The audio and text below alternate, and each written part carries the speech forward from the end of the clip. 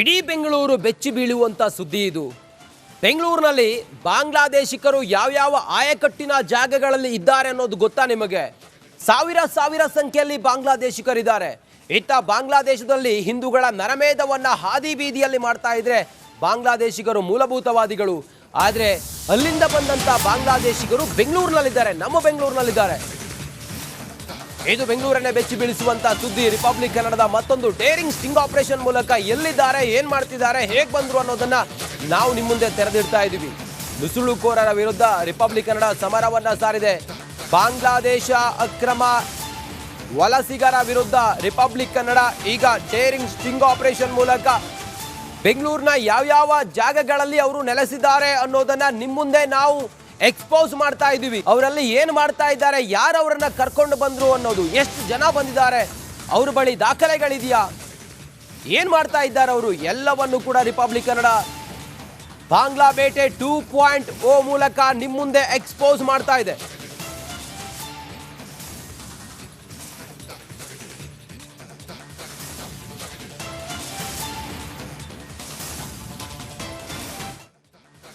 ಈ ಅಕ್ರಮವಾಗಿ ಬಂದಿರುವ ಬಾಂಗ್ಲಾದೇಶಿಕರು ಬೆಂಗಳೂರಿನಲ್ಲಿದ್ದಾರೆ. ಬೆಂಗಳೂರಿನ ಕೆಲವು ಸೂಕ್ಷ್ಮ ಪ್ರದೇಶಗಳಲ್ಲಿದ್ದಾರೆ, ಒಂದೇ ಏರಿಯಾದಲ್ಲಿದ್ದಾರೆ. ಸುಮಾರು 2,000ಕ್ಕೂ ಹೆಚ್ಚು ಬಾಂಗ್ಲಾದೇಶದ ಈ ನಿವಾಸಿಗಳಿದ್ದಾರೆ, ಒಂದೇ ಏರಿಯಾದಲ್ಲಿದ್ದಾರಂತೆ. 2,000 ಜನ ಅವರ ಬಳಿ ಅಕ್ರಮ ದಾಖಲೆಗಳಿದ್ದಾವೆ. ಚುನಾವಣೆಯಲ್ಲಿ ಮತ ಚಲಾವಣೆಯೂ ಕೂಡ ಮಾಡ್ತಾರಂತೆ. ಕೂಲಿ ಕೊಟ್ರೆ ಬರ್ತಾರೆ ಸಾವಿರ ನುಸುಳುಕೋರರು. ಜಾಗೃತರಾಗದೆ ಹೋದ್ರೆ ಅನಾಹುತ ತಪ್ಪಿದ್ದಲ್ಲ. ಇವ್ರ ಐಡೆಂಟಿಟಿ ಇರೋದಿಲ್ಲ, ಇವ್ರು ಯಾರು ಅನ್ನೋದು ಗೊತ್ತಾಗೋದಿಲ್ಲ. ನುಸುಳುಕೋರರ ನೆಟ್ವರ್ಕ್ ರಿಪಬ್ಲಿಕ್ ಕನ್ನಡದಲ್ಲಿ ಎಕ್ಸ್ಪೋಸ್ ಆಗ್ತಾ ಇದೆ. ಒಂದೇ ಏರಿಯಾದಲ್ಲಿ ಇದ್ದಾರಂತೆ 2,000 ಜನ. ಇವ್ರ ಬಳಿ ಎಲ್ಲವೂ ಇದೆ, ದಾಖಲೆಗಳಿದೆ, ಎಲ್ಲವೂ ಅಕ್ರಮವಾಗಿ ಮಾಡಿರೋದು. ಆದ್ರೆ ಇವ್ರು ಏನಾದ್ರೂ ಇಲ್ಲಿ ಸಮಾಜ ಘಾತುಕ ಶಕ್ತಿಗಳಲ್ಲಿ ತೊಡಗಿದ್ದೆ ಆದ್ರೆ ಇವ್ರನ್ನ ಹೇಗೆ ಐಡೆಂಟಿಫೈ ಮಾಡ್ತಾರೆ? ನಾವು ಜಾಗೃತರಾಗದೆ ಹೋದ್ರೆ ಇವ್ರನ್ನ ಐಡೆಂಟಿಫೈ ಮಾಡೋದು ಹೇಗೆ? ಎಲ್ಲಿ ಬೇಕೆಂದ್ರಲ್ಲಿ ಇವ್ರು ಇರ್ಬಹುದಾ? ಇವ್ರು ಯಾರು, ಏನು, ಎತ್ತ ಅನ್ನೋದು ಏನೂ ಕೂಡ ಯಾರಿಗೂ ಮಾಹಿತಿ ಇರೋದಿಲ್ಲ. ಇವ್ರು ಹೇಗೆ ಬಂದ್ರು ಅನ್ನೋದು ಗೊತ್ತಾಗೋದಿಲ್ಲ, ಇವ್ರ ವಿಳಾಸ ಗೊತ್ತಾಗೋದಿಲ್ಲ. ಯಾರು ಇಲ್ಲದ ನಿರ್ಜನ ಪ್ರದೇಶಗಳಲ್ಲಿ ಟೆಂಟ್ ಹಾಕೊಂಡಿರ್ತಾರೆ.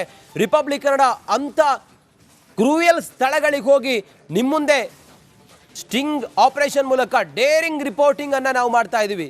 ಸಂಪೂರ್ಣ ಇವರ ಮುಖವಾಡವನ್ನ ಕಳಚಿಡ್ತಾ ಇದ್ದೀವಿ.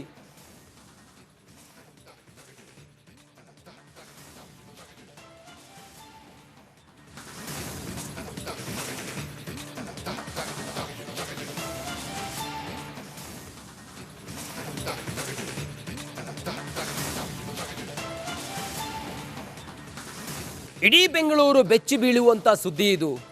ಬೆಂಗಳೂರಿನಲ್ಲಿ ಬಾಂಗ್ಲಾದೇಶಿಕರು ಯಾವ ಆಯಕಟ್ಟಿನ ಜಾಗಗಳಲ್ಲಿ ಇದ್ದಾರೆ ಅನ್ನೋದು ಗೊತ್ತಾ ನಿಮಗೆ? ಸಾವಿರ ಸಂಖ್ಯೆಯಲ್ಲಿ ಬಾಂಗ್ಲಾದೇಶಿಕರಿದ್ದಾರೆ.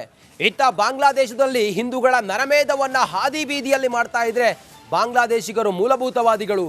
ಆದ್ರೆ ಅಲ್ಲಿಂದ ಬಂದಂತ ಬಾಂಗ್ಲಾದೇಶಿಗರು ಬೆಂಗಳೂರಿನಲ್ಲಿದ್ದಾರೆ, ನಮ್ಮ ಬೆಂಗಳೂರಿನಲ್ಲಿದ್ದಾರೆ. ಇದು ಬೆಂಗಳೂರನ್ನೇ ಬೆಚ್ಚಿ ಬೀಳಿಸುವಂತ ಸುದ್ದಿ. ರಿಪಬ್ಲಿಕ್ ಕನ್ನಡದ ಮತ್ತೊಂದು ಡೇರಿಂಗ್ ಸ್ಟಿಂಗ್ ಆಪರೇಷನ್ ಮೂಲಕ ಎಲ್ಲಿದ್ದಾರೆ, ಏನ್ ಮಾಡ್ತಿದ್ದಾರೆ, ಹೇಗ್ ಬಂದ್ರು ಅನ್ನೋದನ್ನ ನಾವು ನಿಮ್ಮ ಮುಂದೆ ತೆರೆದಿಡ್ತಾ ಇದ್ದೀವಿ. ನುಸುಳುಕೋರರ ವಿರುದ್ಧ ರಿಪಬ್ಲಿಕ್ ಕನ್ನಡ ಸಮರವನ್ನ ಸಾರಿದೆ.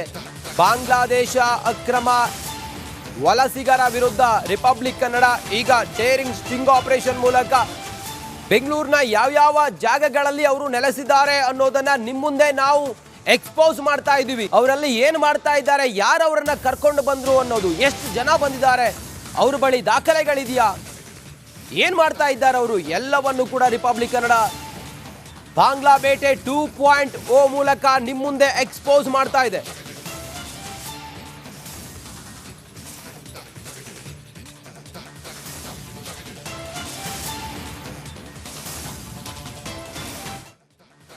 ಈ ಅಕ್ರಮವಾಗಿ ಬಂದಿರುವ ಬಾಂಗ್ಲಾದೇಶಿಕರು ಬೆಂಗಳೂರಿನಲ್ಲಿದ್ದಾರೆ, ಬೆಂಗಳೂರಿನ ಕೆಲವು ಸೂಕ್ಷ್ಮ ಪ್ರದೇಶಗಳಲ್ಲಿದ್ದಾರೆ, ಒಂದೇ ಏರಿಯಾದಲ್ಲಿದ್ದಾರೆ. ಸುಮಾರು 2,000ಕ್ಕೂ ಹೆಚ್ಚು ಬಾಂಗ್ಲಾದೇಶದ ಈ ನಿವಾಸಿಗಳಿದ್ದಾರೆ, ಒಂದೇ ಏರಿಯಾದಲ್ಲಿದ್ದಾರಂತೆ. 2,000 ಜನ ಅವರ ಬಳಿ ಅಕ್ರಮ ದಾಖಲೆಗಳಿದ್ದಾವೆ. ಚುನಾವಣೆಯಲ್ಲಿ ಮತ ಚಲಾವಣೆಯೂ ಕೂಡ ಮಾಡ್ತಾರಂತೆ. ಕೂಲಿ ಕೊಟ್ರೆ ಬರ್ತಾರೆ ಸಾವಿರ ನುಸುಳುಕೋರರು. ಜಾಗೃತರಾಗದೆ ಹೋದ್ರೆ ಅನಾಹುತ ತಪ್ಪಿದ್ದಲ್ಲ. ಇವ್ರ ಐಡೆಂಟಿಟಿ ಇರೋದಿಲ್ಲ, ಇವ್ರು ಯಾರು ಅನ್ನೋದು ಗೊತ್ತಾಗೋದಿಲ್ಲ.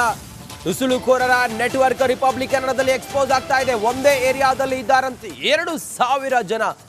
ಇವ್ರ ಬಳಿ ಎಲ್ಲವೂ ಇದೆ, ದಾಖಲೆಗಳಿದೆ, ಎಲ್ಲವೂ ಅಕ್ರಮವಾಗಿ ಮಾಡಿರೋದು. ಆದ್ರೆ ಇವ್ರು ಏನಾದ್ರೂ ಇಲ್ಲಿ ಸಮಾಜ ಘಾತುಕ ಶಕ್ತಿಗಳಲ್ಲಿ ತೊಡಗಿದ್ದೆ ಆದ್ರೆ ಇವ್ರನ್ನ ಹೇಗೆ ಐಡೆಂಟಿಫೈ ಮಾಡ್ತಾರೆ?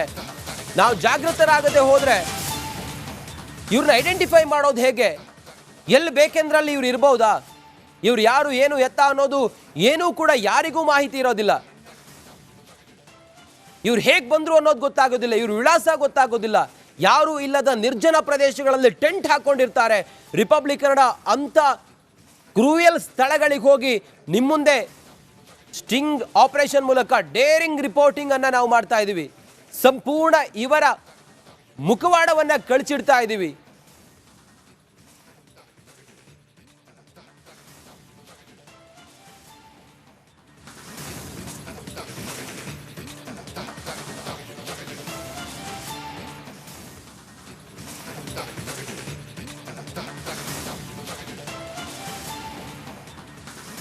ಇಡೀ ಬೆಂಗಳೂರು ಬೆಚ್ಚಿ ಬೀಳುವಂತ ಸುದ್ದಿ ಇದು. ಬೆಂಗಳೂರಿನಲ್ಲಿ ಬಾಂಗ್ಲಾದೇಶಿಕರು ಯಾವ್ಯಾವ ಆಯಕಟ್ಟಿನ ಜಾಗಗಳಲ್ಲಿ ಇದ್ದಾರೆ ಅನ್ನೋದು ಗೊತ್ತಾ ನಿಮಗೆ? ಸಾವಿರ ಸಂಖ್ಯೆಯಲ್ಲಿ ಬಾಂಗ್ಲಾದೇಶಿಕರಿದ್ದಾರೆ. ಇತ್ತ ಬಾಂಗ್ಲಾದೇಶದಲ್ಲಿ ಹಿಂದೂಗಳ ನರಮೇಧವನ್ನ ಹಾದಿ ಬೀದಿಯಲ್ಲಿ ಮಾಡ್ತಾ ಇದ್ರೆ ಬಾಂಗ್ಲಾದೇಶಿಗರು ಮೂಲಭೂತವಾದಿಗಳು. ಆದ್ರೆ ಅಲ್ಲಿಂದ ಬಂದಂತ ಬಾಂಗ್ಲಾದೇಶಿಗರು ಬೆಂಗಳೂರಿನಲ್ಲಿದ್ದಾರೆ, ನಮ್ಮ ಬೆಂಗಳೂರಿನಲ್ಲಿದ್ದಾರೆ. ಇದು ಬೆಂಗಳೂರನ್ನೇ ಬೆಚ್ಚಿ ಬೀಳಿಸುವಂತ ಸುದ್ದಿ. ರಿಪಬ್ಲಿಕ್ ಕನ್ನಡದ ಮತ್ತೊಂದು ಡೇರಿಂಗ್ ಸ್ಟಿಂಗ್ ಆಪರೇಷನ್ ಮೂಲಕ ಎಲ್ಲಿದ್ದಾರೆ, ಏನ್ ಮಾಡ್ತಿದ್ದಾರೆ, ಹೇಗ್ ಬಂದ್ರು ಅನ್ನೋದನ್ನ ನಾವು ನಿಮ್ಮ ಮುಂದೆ ತೆರೆದಿಡ್ತಾ ಇದ್ದೀವಿ. ನುಸುಳುಕೋರರ ವಿರುದ್ಧ ರಿಪಬ್ಲಿಕ್ ಕನ್ನಡ ಸಮರವನ್ನ ಸಾರಿದೆ. ಬಾಂಗ್ಲಾದೇಶ ಅಕ್ರಮ ವಲಸಿಗರ ವಿರುದ್ಧ ರಿಪಬ್ಲಿಕ್ ಕನ್ನಡ ಈಗ ಡೇರಿಂಗ್ ಸ್ಟಿಂಗ್ ಆಪರೇಷನ್ ಮೂಲಕ ಬೆಂಗಳೂರಿನ ಯಾವ್ಯಾವ ಜಾಗಗಳಲ್ಲಿ ಅವರು ನೆಲೆಸಿದ್ದಾರೆ ಅನ್ನೋದನ್ನ ನಿಮ್ಮ ಮುಂದೆ ನಾವು ಎಕ್ಸ್ಪೋಸ್ ಮಾಡ್ತಾ ಇದ್ದೀವಿ. ಅವರಲ್ಲಿ ಏನ್ ಮಾಡ್ತಾ ಇದ್ದಾರೆ, ಯಾರು ಅವರನ್ನ ಕರ್ಕೊಂಡು ಬಂದ್ರು ಅನ್ನೋದು, ಎಷ್ಟು ಜನ ಬಂದಿದ್ದಾರೆ, ಅವ್ರ ಬಳಿ ದಾಖಲೆಗಳಿದೆಯಾ, ಏನ್ ಮಾಡ್ತಾ ಇದ್ದಾರೆ ಅವರು, ಎಲ್ಲವನ್ನು ಕೂಡ ರಿಪಬ್ಲಿಕ್ ಕನ್ನಡ ಬಾಂಗ್ಲಾ ಬೇಟೆ 2.0 ಮೂಲಕ ನಿಮ್ಮ ಮುಂದೆ ಎಕ್ಸ್ಪೋಸ್ ಮಾಡ್ತಾ ಇದೆ.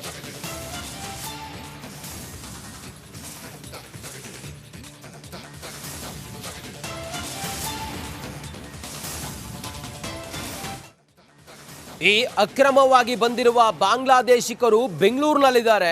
ಬೆಂಗಳೂರಿನ ಕೆಲವು ಸೂಕ್ಷ್ಮ ಪ್ರದೇಶಗಳಲ್ಲಿದ್ದಾರೆ, ಒಂದೇ ಏರಿಯಾದಲ್ಲಿದ್ದಾರೆ. ಸುಮಾರು 2,000ಕ್ಕೂ ಹೆಚ್ಚು ಬಾಂಗ್ಲಾದೇಶದ ಈ ನಿವಾಸಿಗಳಿದ್ದಾರೆ, ಒಂದೇ ಏರಿಯಾದಲ್ಲಿದ್ದಾರಂತೆ. 2,000 ಜನ, 2,000 ಜನ. ಅವರ ಬಳಿ ಅಕ್ರಮ ದಾಖಲೆಗಳಿದ್ದಾವೆ. ಚುನಾವಣೆಯಲ್ಲಿ ಮತ ಚಲಾವಣೆಯೂ ಕೂಡ ಮಾಡ್ತಾರಂತೆ. ಕೂಲಿ ಕೊಟ್ರೆ ಬರ್ತಾರೆ ಸಾವಿರ ನುಸುಳುಕೋರರು. ಜಾಗೃತರಾಗದೆ ಹೋದ್ರೆ ಅನಾಹುತ ತಪ್ಪಿದ್ದಲ್ಲ. ಇವ್ರ ಐಡೆಂಟಿಟಿ ಇರೋದಿಲ್ಲ, ಇವ್ರು ಯಾರು ಅನ್ನೋದು ಗೊತ್ತಾಗೋದಿಲ್ಲ. ನುಸುಳುಕೋರರ ನೆಟ್ವರ್ಕ್ ರಿಪಬ್ಲಿಕ್ ಕನ್ನಡದಲ್ಲಿ ಎಕ್ಸ್ಪೋಸ್ ಆಗ್ತಾ ಇದೆ. ಒಂದೇ ಏರಿಯಾದಲ್ಲಿ ಇದ್ದಾರಂತೆ 2,000 ಜನ.